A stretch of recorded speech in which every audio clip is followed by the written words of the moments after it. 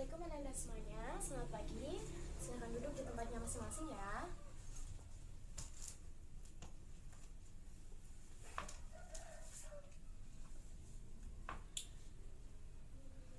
Baik, sebelum kita memulai kegiatan pembelajaran kita hari ini, alangkah baiknya kita berdoa agar proses pembelajaran kita hari ini dilancarkan dan ilmu yang kita dapatkan berkah.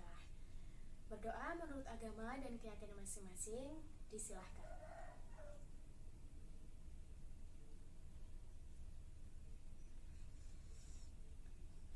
Berdoa dapat diakhiri. Untuk selanjutnya, Ibu cek kehadiran terlebih dahulu ya.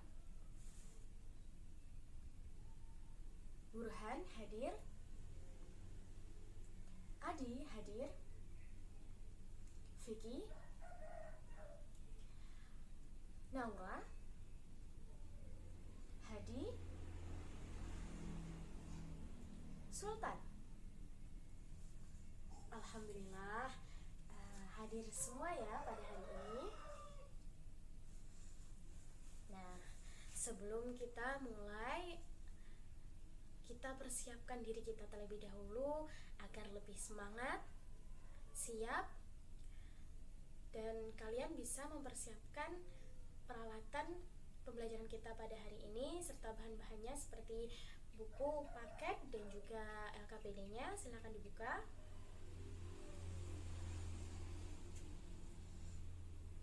Baik, sudah siap ya? Nah, bismillah. Sebelum kita masuk ke bab kedua, yakni yang akan kita bahas hari ini ya. Sebelumnya di bab pertama kita membahas apa nih? Siapa yang masih ingat? Ya, siapa? Mas Burhan ya? Ya. Iya, betul sekali. Betul sekali. Luar biasa, Mas Burhan masih ingat ya. Jadi di bab pertama kita membahas mengenai pelanggaran hak dan juga pengingkaran kewajiban. Nah, ini apa nih Bu hubungannya dengan bab kedua yang akan kita bahas? Sebelumnya, kalian pasti sudah membahas sebenarnya hak dan juga kewajiban itu tertuang di mana sih? Kenapa dianggap sebagai pelanggaran dan juga pengingkaran? Nah, tertulis di mana nih? Ya, Mbak Naura ya? Ya, gimana Mbak? Ya, betul sekali. Luar biasa Mbak Naura. Jadi betul bahwasanya hak dan kewajiban utamanya warga negara itu telah diatur dalam peraturan perundang-undangan yang telah disahkan dalam Republik di dalam lingkup Republik Indonesia. Seperti itu ya. Nah, kalau di bab pertama kita membahas mengenai kasus-kasusnya, mengenai pelanggaran hak dan juga pengingkaran kewajiban, di bab kedua ini kita membahas mengenai perlindungan dan juga penegakan hukum di Indonesia. Bisa dipahami ya? Ya.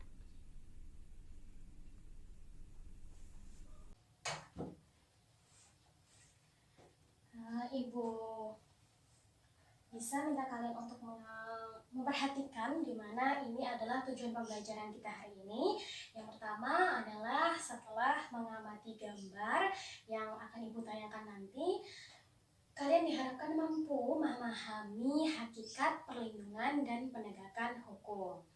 Lalu yang kedua, setelah mengamati video yang mana tentunya tentang perlindungan dan penegakan hukum ya, kalian diharapkan mampu memahami pentingnya perlindungan dan penegakan hukum dengan benar.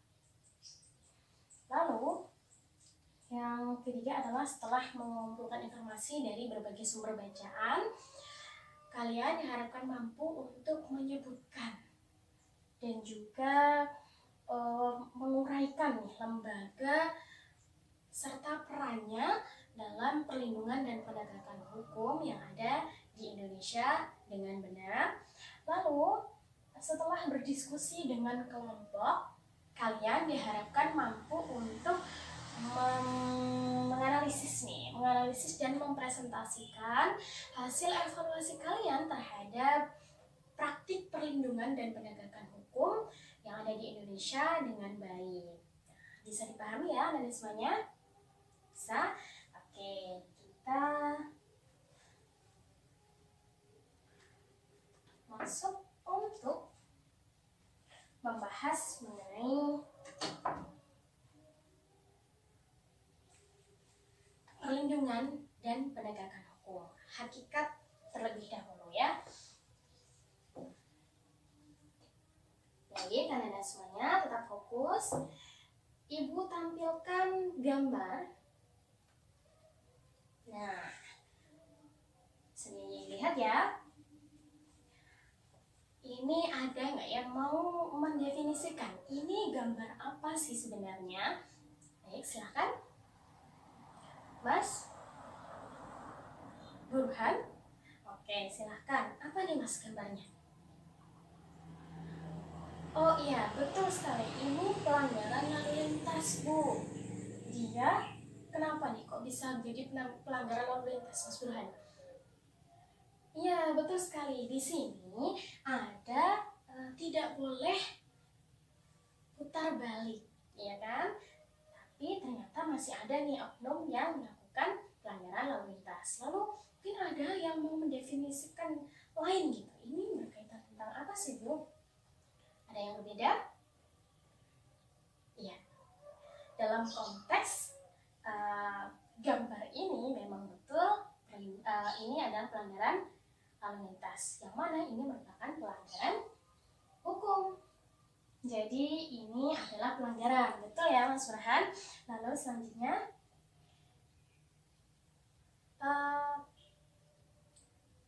lambang ini merupakan peraturan lalu lintas dan peraturan ini merupakan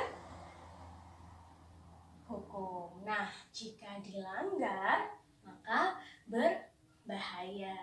Seperti itulah hukum yang pada dasarnya menurut KBBI sendiri hukum adalah undang-undang, peraturan dan sebagainya yang mengatur bagaimana masyarakat bergaul dalam kehidupan berbangsa dan bernegara. Seperti itu. Nah, di mana dalam pasal 1 ayat 3 Undang-Undang Dasar Negara Republik Indonesia tahun 1945 juga menjelaskan bahwasanya bangsa Indonesia merupakan negara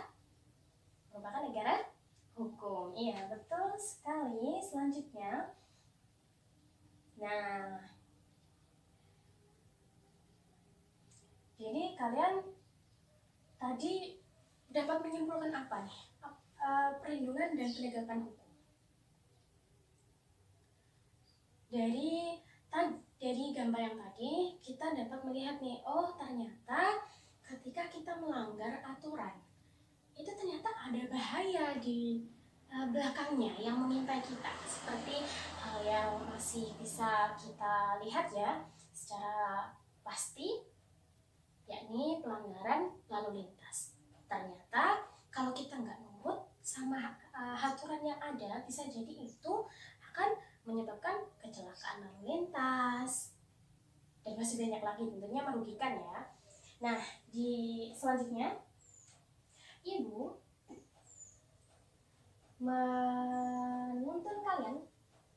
memberikan kalian video, tolong disimak baik-baik ya supaya kalian paham nih arah pembicaraan kita, arah pembahasan bab ini itu mau kemana, seperti itu ya. Bisa kami baik. Tetap fokus.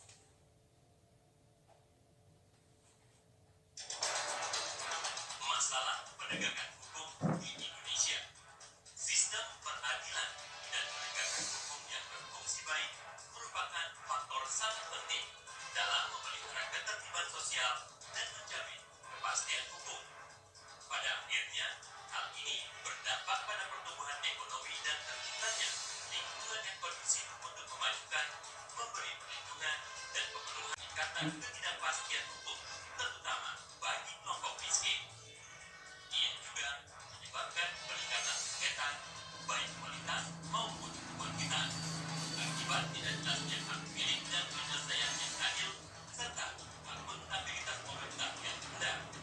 Bahkan, korupsi semakin marak dan terjadi di hampir semua sektor, termasuk dalam program pembangunan untuk penanggulangan kemiskinan.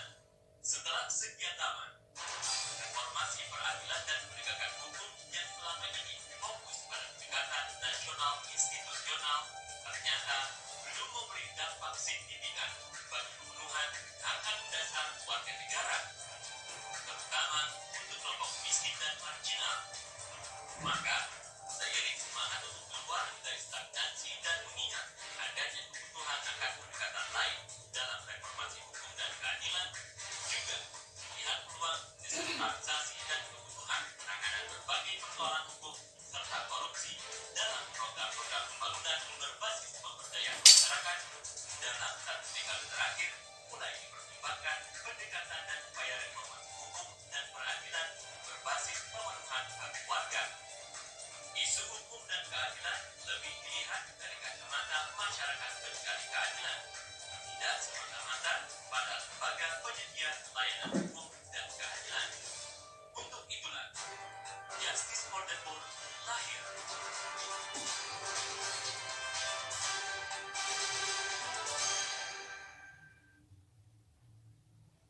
Nah, bisa dipahami ya anak-anak semuanya.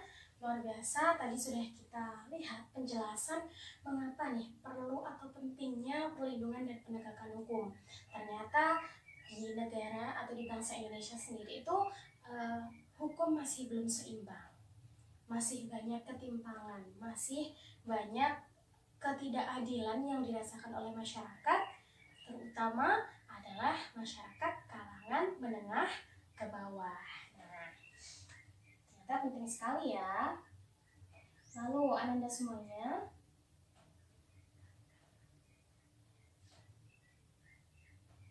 nah, jika di keluarga, di sekolah, di masyarakat, dan yang paling besar adalah di suatu negara, jika tidak ada hukum atau hukum disepelekan, tidak dilindungi dan tidak ditegakkan, lalu apa yang akan terjadi? Nah, di bab ini kita akan membahas secara mendalam sebenarnya seperti apa perlindungan dan penegakan hukum itu, dan juga bagaimana dampak besar dari berhasilnya perlindungan dan penegakan hukum. Baik, Ibu jelaskan, kita masuk ke yang pertama, tapi Ibu hanya menjelaskan sedikit. Yang pasti Ibu berharap ya kalian dari mengamati gambar dan juga video tadi, kalian sudah bisa memiliki gambaran bagaimana hakikat perlindungan dan penegakan hukum. Nah, nanti akan kita konstruksi pemikiran atau keberhasilan dari apa yang kita pelajari hari ini di akhir dari pembelajaran kita, yang mana ini akan menentukan apakah kalian paham atau tidak pada materi hari ini. Jadi diingat-ingat ya. Nah, yang pertama Ibu tulis dulu ya.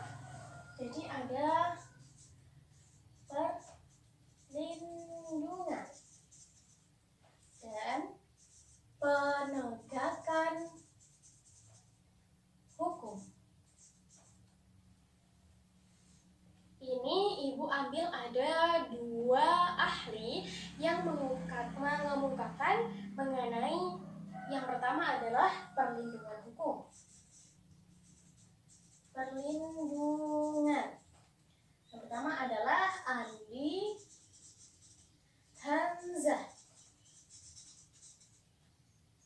Yang mana Andi Hamzah ini mengemukakan perlindungan hukum adalah upaya secara sadar yang dilakukan oleh suatu individu ataupun lembaga negara yang mana bertujuan untuk mengusahakan pengamanan, penguasaan. Sebentar, Ibu catat ya, upaya secara sadar oleh individu atau lembaga negara untuk mewujudkan. Yang pertama adalah pengamanan. Yang kedua adalah penguasaan. Lalu yang ketiga adalah pemenuhan kesejahteraan hidup.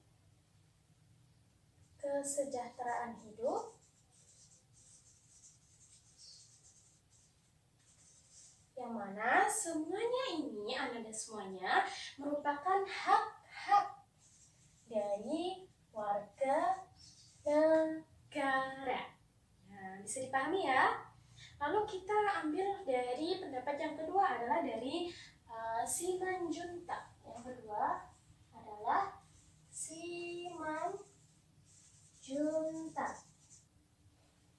Simanjuntak berkata bahwasanya perlindungan hukum sebagai segala upaya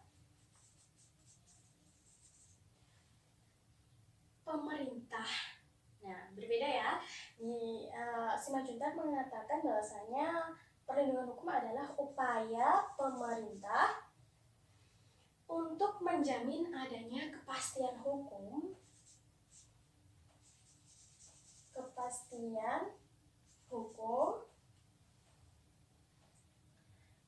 serta memberi perlindungan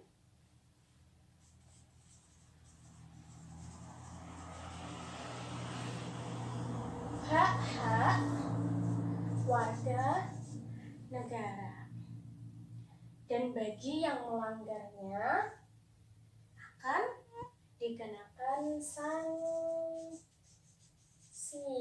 Nah, ternyata ada perbedaan spesifik dari definisi perlindungan hukum menurut Andi Hamzah dan juga Simanjuntak. Yang mana kalau Andi Hamzah ini, perlindungan adalah upaya secara sadar oleh seluruh individu, termasuk lembaga negara tadi ya, untuk mewujudkan kesejahteraan, yang mana ini merupakan hak dari warga negara. Berbeda dengan Simanjuntak yang mengatakan bahwa ini merupakan perlindungan hukum merupakan upaya dari pemerintah atau lembaga negara untuk melindungi hak-hak dari warga negaranya, di mana yang melanggar akan mendapatkan sanksi. Bisa dipahami ya mengenai definisi dari pelanggaran hukum itu sendiri. Selanjutnya, unsur-unsur perlindungan hukum. Unsur-unsur perlindungan hukum itu ada 4. Yang pertama, unsur perlindungan hukum. Ada 4. Yang pertama adalah adanya jaminan kepastian hukum. Jaminan kepastian hukum. Lalu yang kedua adalah berkaitan dengan hak-hak warga negara. Hak-hak warga negara. Lalu yang ketiga adalah sanksi bagi yang melanggar. Sanksi bagi yang melanggar.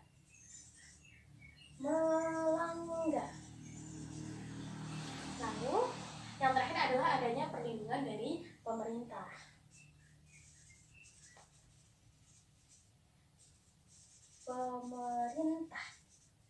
Oke, unsur-unsur dari perlindungan hukum ini merupakan diambil ya dari definisi-definisi konsep-konsep perlindungan hukum, yang mana ada 4, yakni jaminan kepastian hukum, jaminan bagi siapa saja yang memiliki hak. Nah, di mana hak ini juga merupakan unsur dari perlindungan hukum, yang mana hak warga negara. Lalu jika hak ini hak masing-masing dan juga kewajiban untuk menghargai hak orang lain, yang mana ini termasuk kewajiban maksudnya ya, itu jika dilanggar maka akan mendapatkan sanksi. Lalu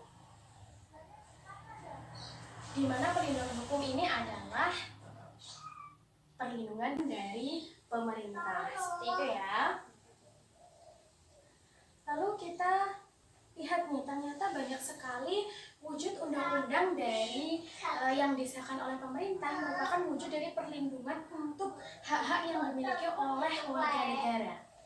Nah, ini ada hak cipta, hak karya industri, hak-hak konsumen. Nah, ini juga termasuk perlindungan dari pemerintah yang disahkan, di mana harus dipatuhi. Yang pastinya ini untuk kesejahteraan kita sebagai rakyat. Gitu. Lalu selanjutnya kita masuk ke penegakan hukum. Nah, yang kedua ini, yang tadi kita membahas mengenai perlindungan, sekarang adalah penegakan. Nah, penegakan hukum merupakan salah satu upaya untuk menjadikan hukum sebagai pedoman dalam setiap perilaku masyarakat maupun aparat atau lembaga penegak hukum, yang mana ini penegakan hukum merupakan wujud aktualisasi agar perlindungan hukum itu bisa tercapai. Baik, Ibu catat supaya kalian paham bahwasanya penegakan hukum ini merupakan upaya aktualisasi dari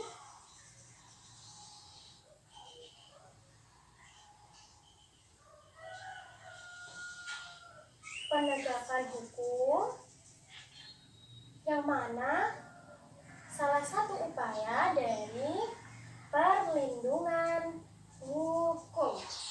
Nah, seperti itu ya. Lalu selanjutnya kita membahas mengenai kenapa sih penting perlindungan dan penegakan hukum. Tadi ya, seperti kurang lebih adalah unsur-unsur dari perlindungan hukum itu sendiri terwujud. Nah, jadi mengapa penting adalah yang pertama, tegaknya supremasi hukum.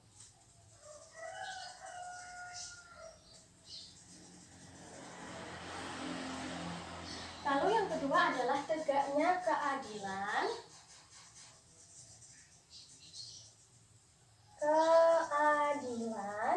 Lalu yang ketiga adalah mewujudkan perdamaian.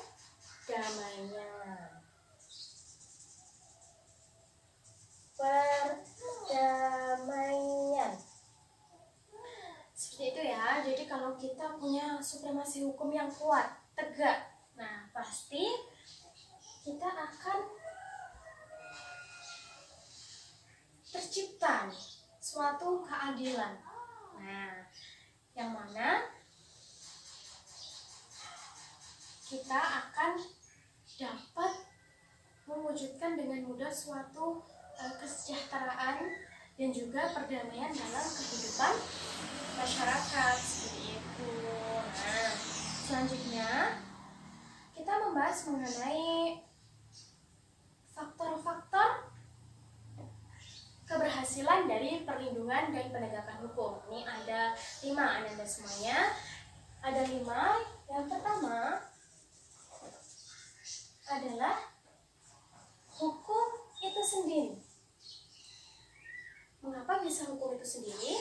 Tentu, jika hukum itu sendiri atau produk hukum tidak jelas mengatur mengenai apa, tidak lengkap, lalu bagaimana keadilan bisa tercapai? Nah, akan sulit ya tentunya, maka hukum itu sendiri juga harus jelas. Lalu yang kedua adalah penegak hukumnya.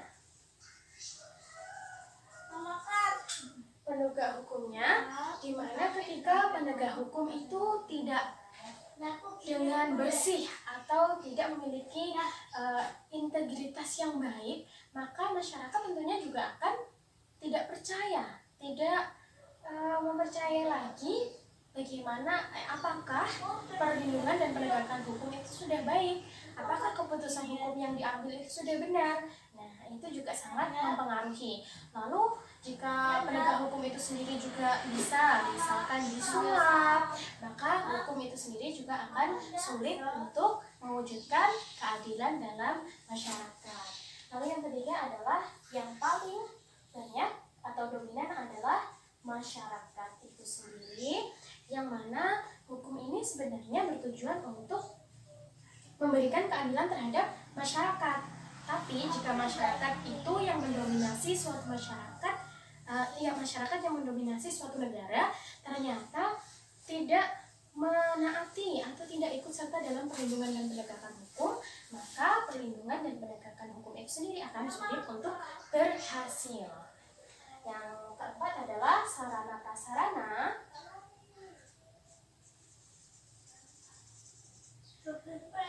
Bagaimana ketika kita atau bukan kita ya, maksudnya kepolisian melakukan penyidikan dan penyelidikan yang paling awal ya tahapnya, di mana ada suatu kasus pembunuhan.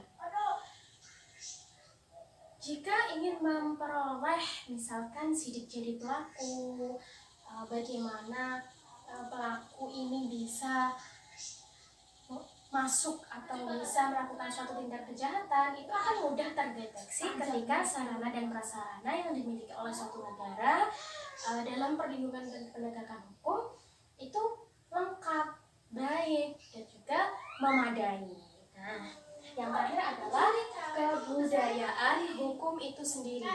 Jika kebudayaan hukum itu sendiri ternyata tidak berjalan dengan baik, atau ternyata kebudayaan hukum misalnya di Indonesia masyarakatnya tidak sudah terbiasa atau sudah mendarah daging, tidak mempercayai penegak hukum, tidak menaati hukum, nah pasti perlindungan dan penegakan hukum akan sulit terwujud seperti itu. Nah, sekarang, tadi kalian sudah menganalisis gambar dan juga video mengenai pentingnya perlindungan dan penegakan hukum. Mungkin ada dari kalian yang ingin menanyakan sesuatu mengenai yang sudah dibahas tadi. Gimana? Apakah sudah paham semuanya?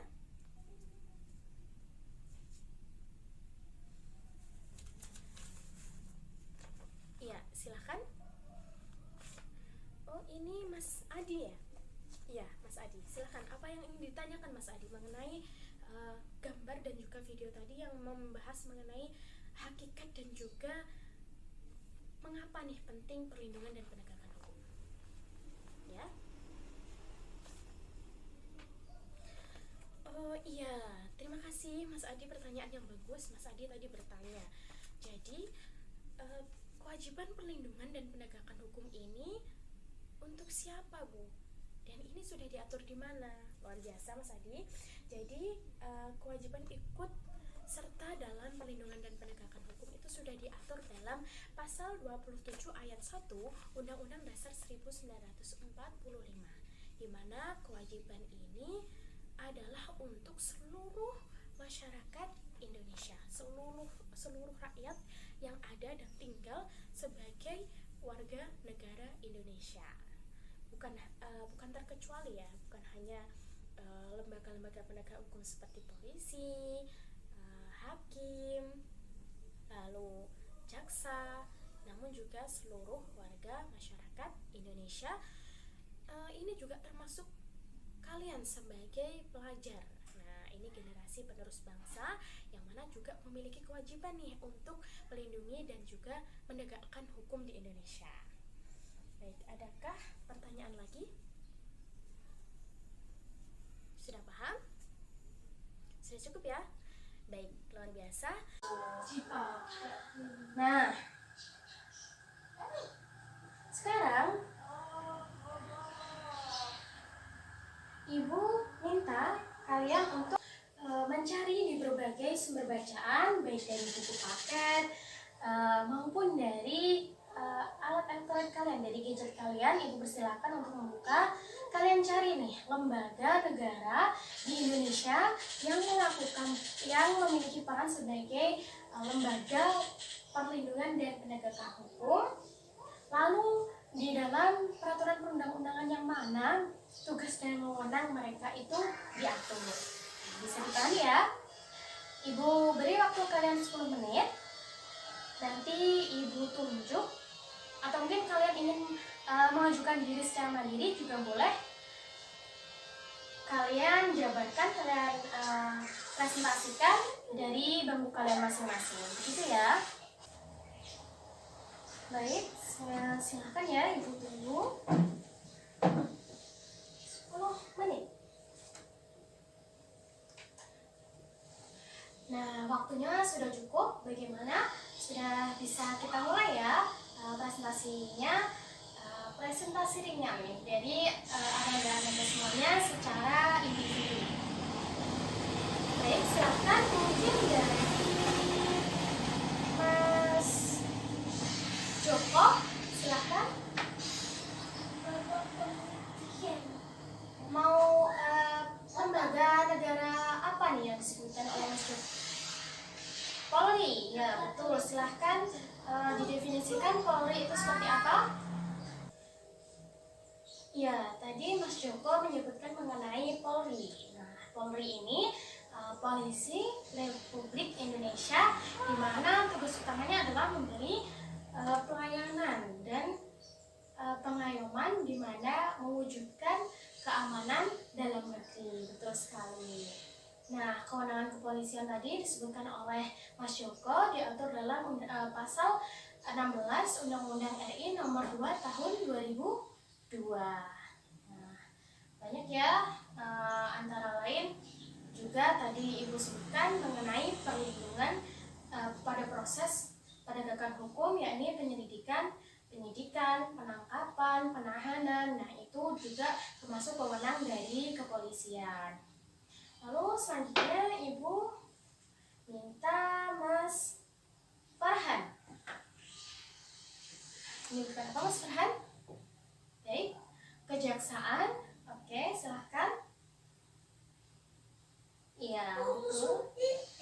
Iya, betul sekali. Bahwasanya yang disebutkan Mas Farhan tadi sudah baik. Kejaksaan Republik Indonesia diatur dalam Undang-Undang RI nomor 16 tahun 2004 tentang Kejaksaan Republik Indonesia, yang mana kejaksaan ini merupakan lembaga penegak hukum yang berperan untuk menuntut nih pada proses penegakan, pada proses peradilan, yang mana ini menegakkan supremasi hukum, perlindungan kepentingan umum, penegakan hak asasi manusia, serta pemberantasan korupsi dan nepotisme. Nah,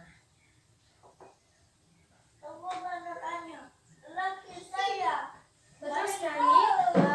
Terima kasih Anda semuanya, kalian sudah baik. Tadi ada yang menyebutkan hakim, ada tadi lembaga yang khusus menangani KPK, menangani korupsi ya, mohon maaf, menangani korupsi, yakni KPK, dan tadi juga ada advokat. Bagus sekali Anda semuanya. Untuk selanjutnya kita akan berdiskusi ya secara berkelompok. Ibu minta kalian untuk membentuk kelompok dengan anggota 5 orang. Silahkan dibentuk terlebih dahulu. Bagaimana? Sudah? 5 orang ya. Nah, Ibu minta kalian untuk mencari nih kasus-kasus mengenai yang berhubungan ya dengan perlindungan dan penegakan hukum. Tentunya cari yang terbaru dari kasus-kasus yang pernah terjadi di Indonesia di akhir-akhir ini saja, jangan yang terlalu lama ya. Lalu poin-poinnya adalah kalian sebutkan tentunya ya tersangka, pelapor, dan lain-lainnya, terjadinya di mana, pada kapan, seperti itu. Lalu sebutkan juga poin kedua, yakni kalian jabarkan kronologi dari peradilannya, mulai dari pelaporan, lalu penyidikan, hingga putusan. Sebutkan juga putusannya dari kasus tersebut seperti apa. Nah, lalu poin yang ketiga nih, yang paling penting, Ibu tekankan kalian lebih banyak mendefinisikan di sini. Kalian evaluasi praktik perlindungan dan penegakan hukum dalam kasus tersebut. Bisa kalian kritik dari proses, mungkin dari proses penyidikannya, atau mungkin dari proses penuntutannya, atau putusannya. Nah, itu terserah kalian, bebas, tapi dalam koridor yang Ibu sebutkan tadi ya. Nah, Ibu beri waktu kalian 20 menit. Silahkan dikerjakan mulai dari sekarang, ditulis tangan, nanti akan dipresentasikan. Oke, disiapkan.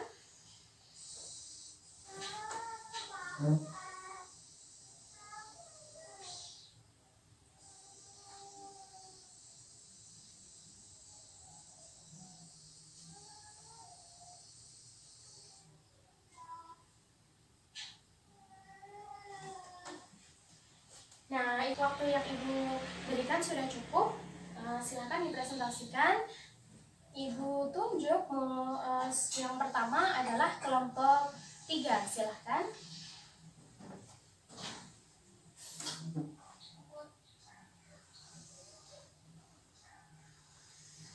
Baik, diberikan tepuk tangan ya teman-teman, luar biasa. Selanjutnya dari kelompok 2. Silakan.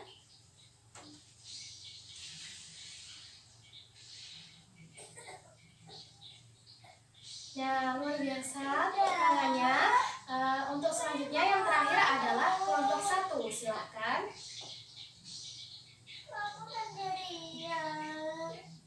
Nah, luar biasa. Kelompok 1 juga sudah selesai. Anak-anak semuanya sudah bagus-bagus ya tadi. Yang kalian presentasikan juga luar biasa. Kasus-kasusnya beragam. Kalian punya pendapat-pendapat luar biasa. Baik, dari presentasi teman-teman sekalian tadi, dari semua kelompok, mungkin ada kejanggalan yang ingin diketahui nih mengenai sesuatu hal yang sudah dipresentasikan oleh teman-teman kalian. Mungkin dari segi kasusnya, kejanggalan kasus-kasusnya, atau mungkin mengenai evaluasi dari praktiknya. Mungkin kalian menganggap menurut saya salah Bu pendapat kelompok 1 kalau kasus ini seperti ini. Nah, itu bisa disampaikan ya. Ya. Ini Mas siapa? Oh, Mas Sultan, iya silahkan. Ya, mau mengevaluasi mengenai kelompok 2 ya tadi dikatakan menurut Mas Sultan kasus korupsi itu memiliki jenis yang banyak. Jadi seharusnya tadi katanya Mas Sultan itu dalam proses penegakannya pun juga berbeda-beda gitu hukumannya mengenai kasus korupsi yang seperti apa, seperti itu ya Mas Sultan ya. Jadi tidak bisa digeneralisasi bagaimana hukuman yang didapat, tapi harus melihat kembali kasus seperti apa yang dilakukan, dalam jumlah seperti seberapa yang sudah dikorupsi, merugikan negara sebesar apa, seperti itu ya Mas Sultan ya. Iya, betul. Terima kasih Mas Sultan, terima kasih banyak, luar biasa. Adakah yang ingin memberikan tanggapan kembali nih? Dan ada yang salah, silahkan dikemukakan pendapatnya. Cukup? Baik, luar biasa Anda semuanya. Yang pertama tadi kita membahas mengenai hakikat perlindungan dan penegakan hukum. Lalu kalian juga menganalisis pentingnya perlindungan dan penegakan hukum. Tadi ada unsur-unsur faktor keberhasilan, dan juga tadi kita membahas mengenai lembaga-lembaga yang berwenang dalam perlindungan dan penegakan hukum. Seperti itu ya. Silahkan, ada yang mau menyimpulkan? Baik, silahkan Mas Sultan ya. Jangan Mas Sultan deh, ganti. Tadi kan Mas Sultan udah menjawab ya, sudah berpartisipasi nih dalam kegiatan pelajaran kita. Silahkan, mungkin yang lain. Mas Hadi. Iya, silahkan Mas Hadi, silahkan. Iya, betul sekali. Betul sekali anak-anak semuanya ya yang disampaikan oleh Mas Hadi tadi, luar biasa. Bahwasanya perlindungan dan penegakan hukum itu merupakan suatu kewajiban bagi seluruh masyarakat Indonesia. Seperti itu ya Mas Hadi. Jadi Mas Hadi tadi juga menyampaikan bahwa terdapat beberapa unsur yang sepatutnya kita dukung agar perlindungan dan penegakan hukum itu dapat mencapai tujuannya, mencapai cita-citanya, yakni kesejahteraan dan keadilan bagi masyarakat. Betul sekali. Terima kasih Mas Hadi. Mungkin ada yang mau menambahkan kesimpulan lagi. Ya, mungkin dari evaluasi praktik perlindungan dan penegakan hukum dari generalnya secara umum, mungkin ada yang mau menyimpulkan? Ya, Mas siapa ini? Mas Vicky. Iya, silakan Mas Vicky. Ya, betul sekali, luar biasa. Tidak ada yang salah ya, Mas Vicky juga mengungkapkan hal yang luar biasa. Katanya Mas Vicky tadi, kesimpulan dari evaluasi praktik di subbab B tadi, perlindungan dan penegakan hukum, bahwasanya lembaga-lembaga di Indonesia itu sudah diatur secara jelas. Tugas-tugasnya juga sudah jelas. Akan tetapi ternyata dalam praktiknya masih banyak kekurangan, masih ada diskriminasi, ketidakadilan yang dimana biasa kita menyebutnya itu tajam ke bawah, tumpul ke atas. Nah, betul sekali. Terima kasih Mas Vicky, luar biasa. Cukup? Mungkin ada yang mau menambahkan lagi? Ya, cukup ya. Baik, luar biasa ya kegiatan pembelajaran kita hari ini. Cuma Ibu berpesan, mungkin tadi masih ada yang kurang aktif, seperti Ibu masih belum mendapatkan poin dari Mas Adi, ya. Bisa lebih aktif lagi Mas Adi, supaya Ibu juga bisa menilai dengan baik. Nanti kalau kamu nggak ada nilainya, nilai dapat kamu pasti kurang memuaskan, seperti itu ya. Jadi kita harus belajar semaksimal mungkin, aktif di kelas, seperti itu. Kita harus tetap semangat karena kita tuh masih muda, masih generasi muda, yang mana kita adalah calon-calon pemimpin bangsa. Apalagi kita tadi membahas mengenai hukum ya, jadi sepatutnya kita lebih banyak belajar, mengevaluasi apa yang perlu kita lakukan demi kebaikan bangsa Indonesia ke depannya, seperti itu. Nah, untuk minggu depan Ibu minta kalian mempelajari mengenai subbab C, di mana membahas mengenai dinamika pelanggaran hukum di Indonesia, dan juga untuk penguatan pemahaman kalian di beberapa subbab tadi yang kita pelajari. Ibu minta kalian mengerjakan tugas individu yang 2.1 dikumpulkan minggu depan, agar Ibu bisa melihat nih seberapa paham kalian mengenai pembelajaran yang telah Ibu sampaikan tadi, begitu ya. Nah, Ibu rasa sudah cukup ya. Kalian dipersiapkan untuk minggu depan, tetap semangat. Saya rasa sudah cukup. Wabillahi taufiq wal hidayah. Ibu mohon maaf. Wassalamualaikum warahmatullahi wabarakatuh.